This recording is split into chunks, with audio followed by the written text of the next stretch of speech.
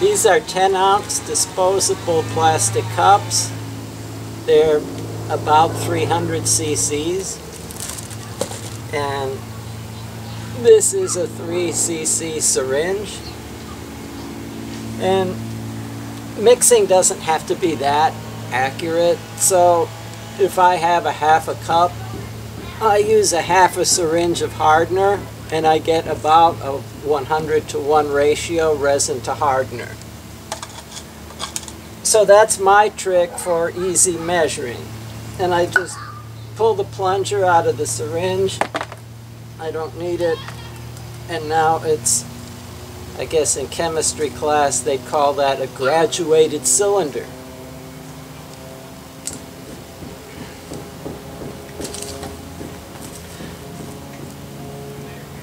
I used to use latex gloves, but I found these plastic disposable gloves are a lot cheaper, and you get 500 pairs in a box. Super strong, high density polyethylene.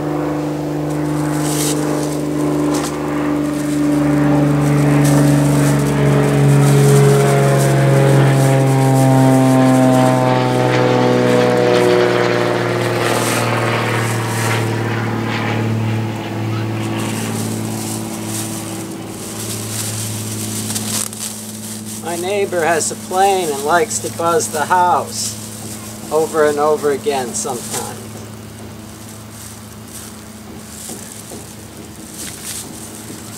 I'm going to add some of this fumed silica to thicken the epoxy, because this is the batch that's going to fill in that woodpecker hole. I guess one brand is Cavasil. The stuff from Fiberglass, Florida is called Aerosil. And I'm only mixing this here outside because there's really almost no wind. The wind likes to blow this stuff around, and it's not good to breathe.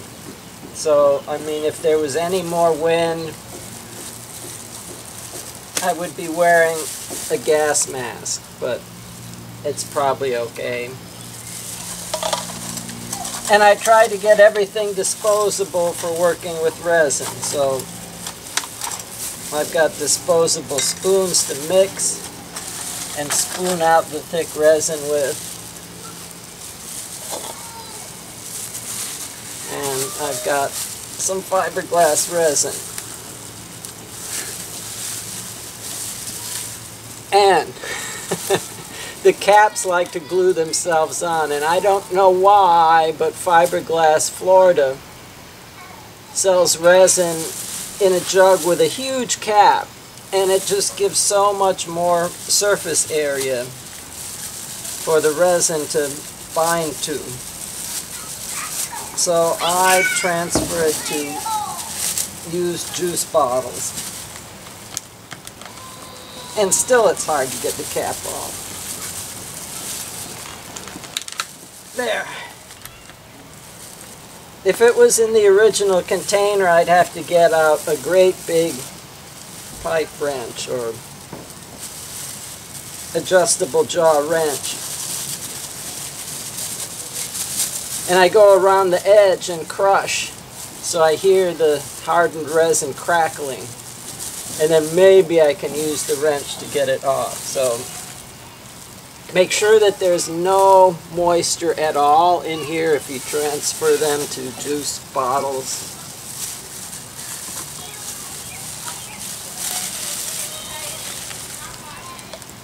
So I don't know.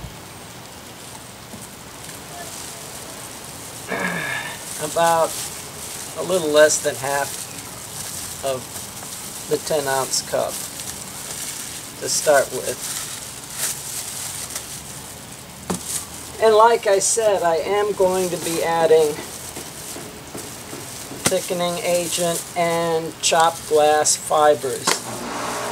But before I add any of these things, I want to mix the resin with the hardener.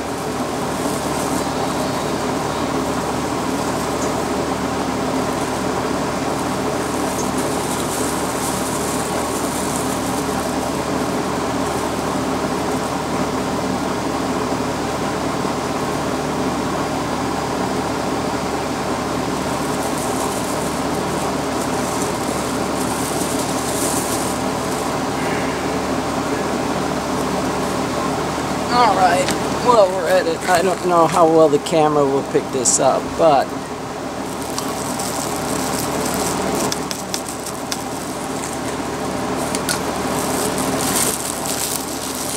when the resin gets mixed, there'll be a slight color change from that light brown to a noticeably darker brown.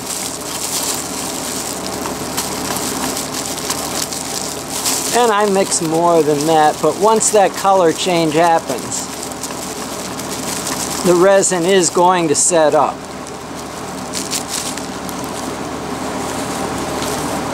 Nothing's going to stop that now. So we're on the clock.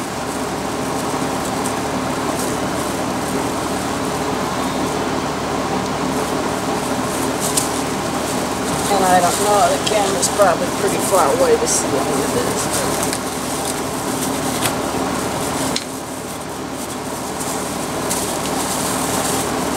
First, I'm going to add the chopped glass fibers, because once I add the thickening agent, it'll get thick and it'll be hard for me to mix in the next thing. That's why we did the catalyst before the thickener.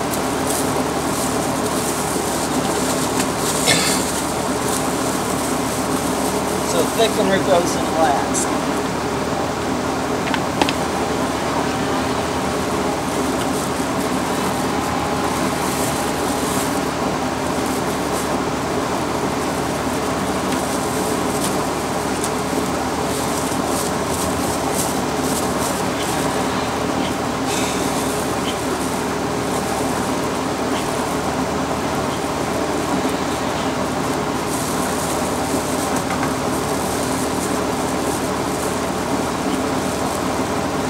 Try to push down with the spoon and submerge the thickener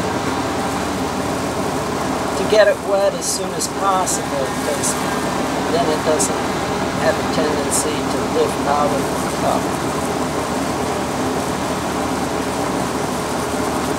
Okay. And so you want to thicken according to your use case. Right. I'm trying to fill a hole and in a vertical surface, so I don't really want this running out the hole.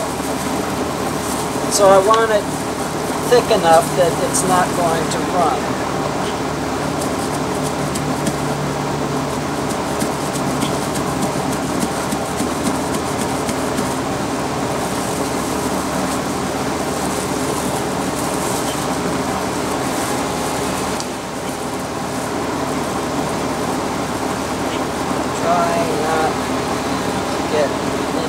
Airborne as I syringe. That's better.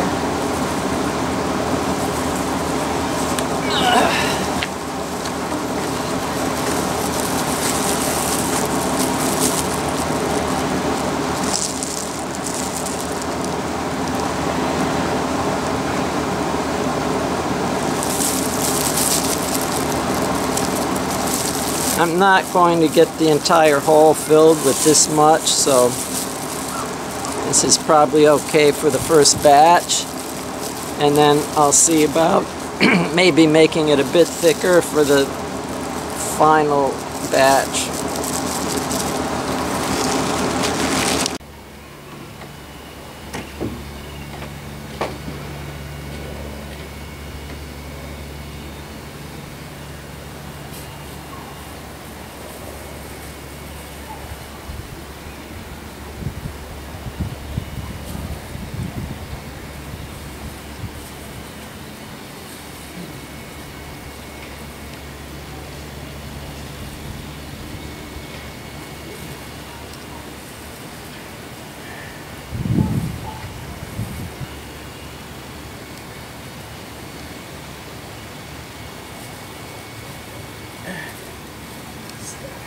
A little bit, don't run out of there.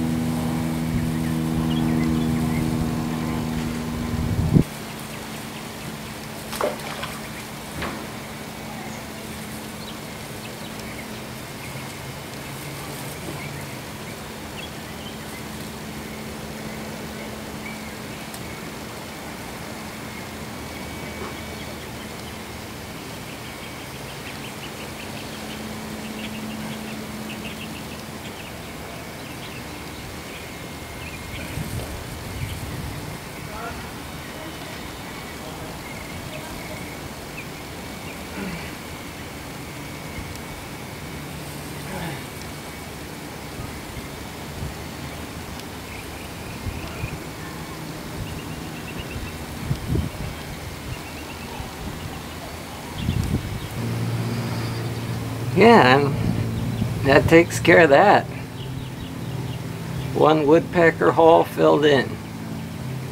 I tried to scrape as much thickened resin on the roof of the woodpecker hole as I was putting it in, so that it goes up to the, fills in all the way up to the top without an air bubble at the top, which might let wood collapse downward later. So hopefully that reinforces the weakness caused by the woodpecker hole.